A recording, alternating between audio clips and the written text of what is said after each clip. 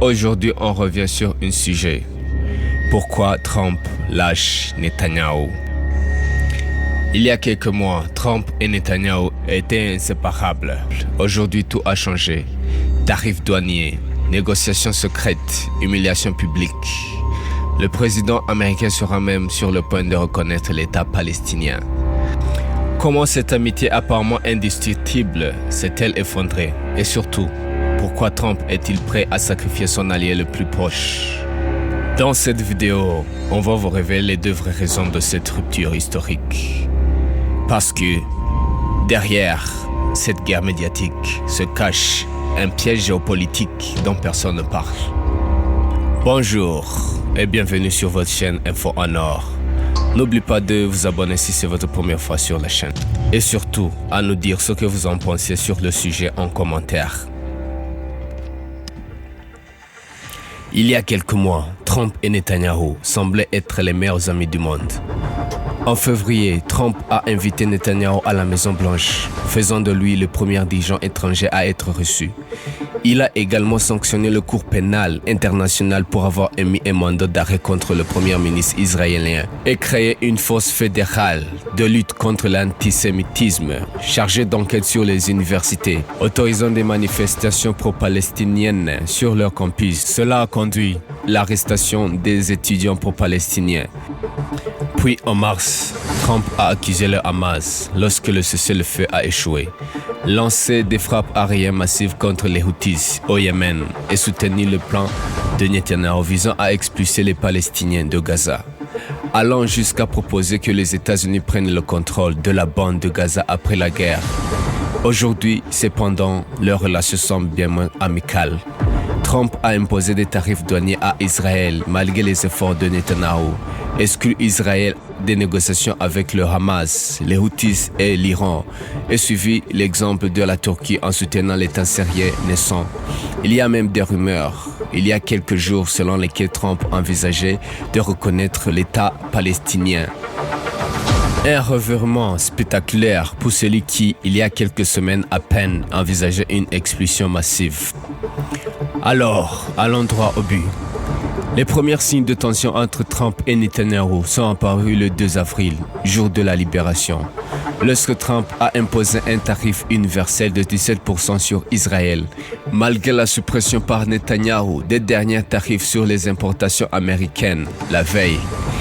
Netanyahou s'est alors précipité à Washington pour tenter de faire réduire ces tarifs, mais sans succès. La conférence de presse qui a suivi a été un désastre pour Netanyahou. Trump lui a rappelé que l'aide américaine annuelle de 4 milliards de dollars était considérable, a affirmé avoir négocié avec l'Iran contre la vie d'Israël et a semblé reprocher à Netanyahou les incursions israéliennes en Syrie, tout en vantant ses bonnes relations avec Erdogan.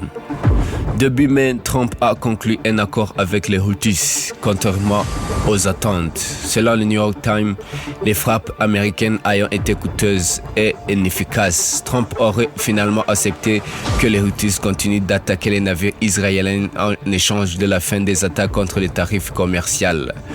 Puis lundi, les États-Unis ont négocié la libération d'Idan Alexandre, le dernier otage américain détenu par le Hamas à Gaza, sans impliquer Israël.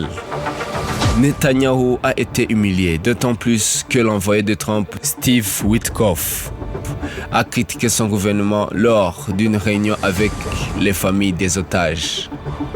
Il a dit « Nous voulons ramener les otages chez eux, mais Israël n'est pas prêt à mettre fin à la guerre. Israël prolonge le conflit, malgré le fait que nous ne voyons pas où cela peut nous mener. » Ensuite, mardi, dans un discours à Riyad, Trump a réitéré son intention de conclure un accord avec l'Iran et a annoncé que les États-Unis lèveraient les sanctions et normaliseraient leurs relations avec le nouveau gouvernement syrien, une demande soutenue depuis longtemps par Erdogan. Cette décision ne sera pas bien accueillie par Netanyahou. Mais pourquoi la relation entre Trump et Netanyahou s'est-elle détériorée aussi brutalement? Selon nous, il y a au moins deux raisons principales. La première est que Trump veut absolument poursuivre les accords d'Abraham, c'est-à-dire la normalisation des relations entre Israël et ses voisins arabes. Ce projet, initié lors de son premier mandat, avait permis à Bahreïn et aux Émirats arabes unis de normaliser leurs relations avec Israël. Cependant, il est au point mort depuis le 7 octobre, les États arabes s'étant retournés contre cette initiative. Trump l'a clairement exprimé dans son discours de mardi, qualifiant les accords d'Abraham de rêve et critiquant les néoconservateurs. Pourtant, la plupart des États arabes, y compris l'Arabie saoudite, proche de Trump, exclut toute normalisation tant qu'Israël n'aurait pas mis fin à son offensive à Gaza et ne serait pas engagé en faveur d'une relation à deux États. Cela explique pourquoi Trump semble désormais pousser Israël à arrêter sa campagne à Gaza. La deuxième raison est politique. Trump a fait campagne en se présentant comme un pacificateur anti-establishment. Une partie de sa base électorale commence à critiquer le fait que la campagne ouverte d'Israël à Gaza, sans parler d'un éventuel conflit avec l'Iran, ne correspond pas du tout à ce discours. Tout comme Trump a récemment fait volte-face sur certaines de ses positions économiques impopulaires, il pourrait se sentir obligé d'abandonner ses prises de position étrangères, les moins populaires, pour redresser ses sondages en berne. Il est important de noter que Trump et Netanyahou se sont déjà réconciliés par le passé. En 2021, Trump avait ainsi déclaré à un journaliste israélien en disant « Bibi aurait resté silencieux » après que Netanyahou eut rapidement félicité Joe Biden pour sa victoire électorale. Cependant, si Trump doit choisir entre Netanyahou et ses propres sondages, il est facile de deviner quel choix il fera. Alors, que pensez-vous de cette évolution de Trump et Netanyahou?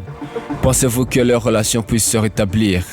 Ou est-ce la fin d'une relation emblématique? Dites-nous dans les commentaires. Si vous avez aimé cette vidéo et que vous voulez des analyses claires et approfondies sur l'actualité internationale, n'oubliez pas de vous abonner et de cliquer sur la cloche pour rien ne manquer.